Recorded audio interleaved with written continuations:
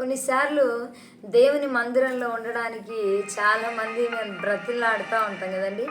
చాలామందిని ఉండండి ఉండండి ఉండండి అంటాం.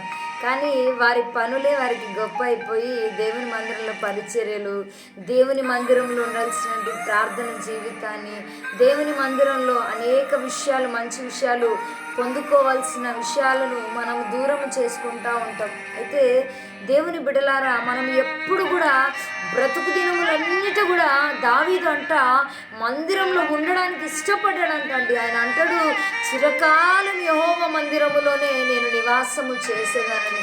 ఈ రోజున చాలామంది సేవకులు విశ్వాసుల వెంటపడి ఉండండమ్మా, ఉండండి అయ్యా, దేవుని మందిరంలో పరిచయం చేయండి అయ్యా, మీకు ఆశీర్వాదాలు, దేవుని సన్నిధి పట్ల మీరు మక్కువ చూపండి అయ్యా, దేవుని యొక్క సన్నిధిని మీరు అనుభవించండి అయ్యా అని చెప్తా ఉన్నప్పుడు చాలామందికి నెగ్లిజెన్స్ ఎక్కువ ఉంటుంది. ఎందుకో తెలుసా?